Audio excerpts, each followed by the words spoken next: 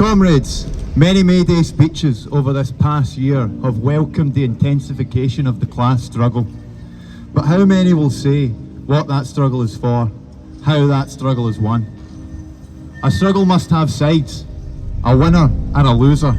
If we were winning, the government would be tied up fighting us.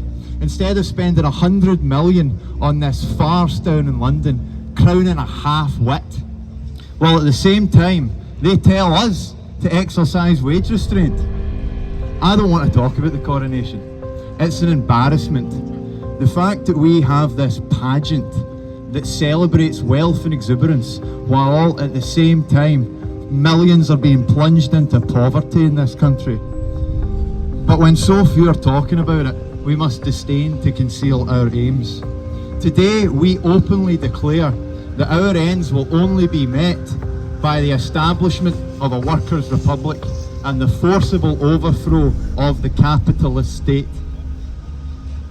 And we must talk about what is necessary to achieve that. Many talk of socialism these days, but who will say how the socialist state will survive the corruption and the undermining from a regrouped capitalist class? I will. We will. There's only one way that we can do that, and that's through the establishment of the dictatorship of the proletariat.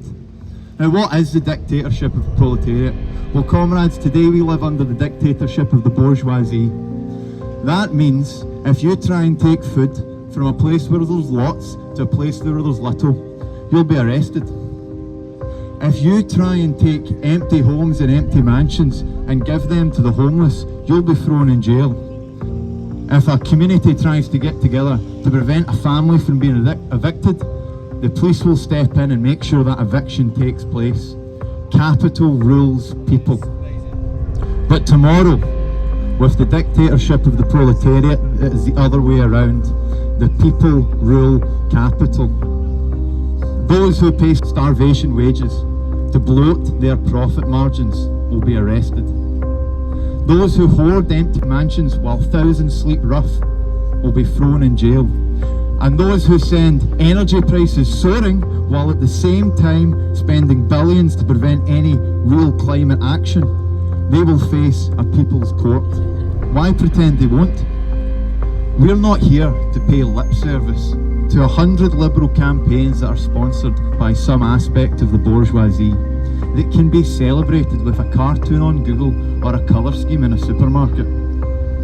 We have one aim, one goal. We speak directly to the working class and promise them justice. Instead of a consumer choice and an identity crisis, we will offer a world of loyalty, of pride and of discipline, a lifetime of meaning and sacrifice. Comrades, the communists today are a small but growing movement, and we are growing because we say openly that class war is not a figure of speech but our intention.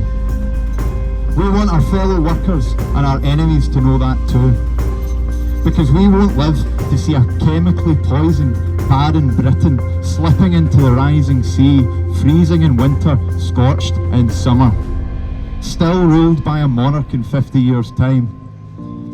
We will spend our lives fighting until we die or until final victory.